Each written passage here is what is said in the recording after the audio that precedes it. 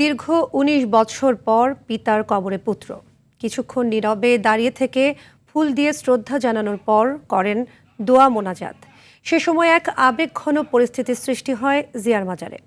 এর আগে বিএনপি মহাসচিব মির্জা ফখরুল ইসলাম আলমগীর বলেছেন, তারেক রহমানের হাত ধরে দেশ গণতান্ত্রিক অভিযাত্রায় এগিয়ে যাবে।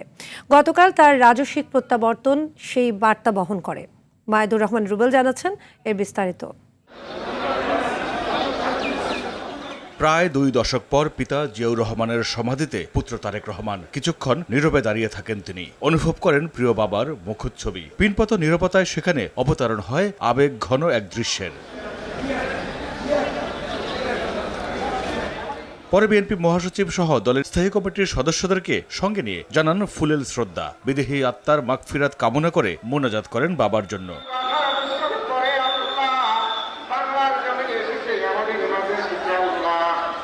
তারেক রহমানের আগমনকে কেন্দ্র করে জিয়াউর রহমানের সমাধি এলাকায় তৈরি হয় জনসমুদ্র। জনতার সেই জোয়ার ঠেলে তারেক রহমানকে মাজারে পৌঁছতে দুপুর গড়িয়ে বিকেল হয়। পথে পথে তাকে স্বাগত জানায় বিএনপি নেতাকর্মীরা। কর্মীদের এমন উন্মাদনায় হাত নেড়ে ক্রমাগত অভিবাদন জানান তারেক রহমান।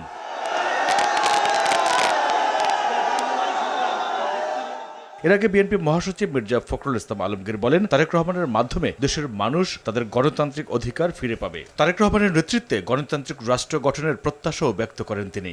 বাংলাদেশের রাজনৈতিক ইতিহাসে এই ধরনের রাজকীয় প্রত্যাবর্তন এবং জনগণের স্বতঃস্ফূর্ত সম্বর্ধনা খুব কম নেতার পক্ষেই পাওয়া সম্ভব হয়েছে। জনগণের উন্নয়নের জন্য, বাংলাদেশকে একটা সুদৃঢ় অবস্থানে নেওয়ার জন্য, একটি সুখী সমৃদ্ধ বাংলাদেশ নির্মাণ করার জন্য তিনি একটা পরিকল্পনা নিয়ে এসেছেন এবং সেই পরিকল্পনা তিনি ইনশাআল্লাহ জনগণের স্বতঃস্ফূর্ত সমর্থন নিয়ে তিনি বাস্তবায়িত করবেন।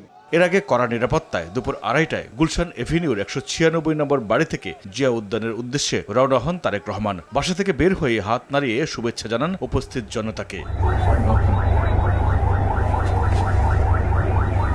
তারেক রহমানের আগমন ঘিরে গুলশান থেকে জিয়া উদ্যান পর্যন্ত মানুষের ঢল নামে। দীর্ঘ ১৭ বছর পর নেতাকে স্বাগত জানাতে সড়কের দুই পাশে সারিবদ্ধভাবে দাঁড়িয়ে নানা স্লোগানে মুখর রাখে বিএনপির বিভিন্ন অঙ্গ ও সহযোগী সংগঠনের নেতাকর্মীরা।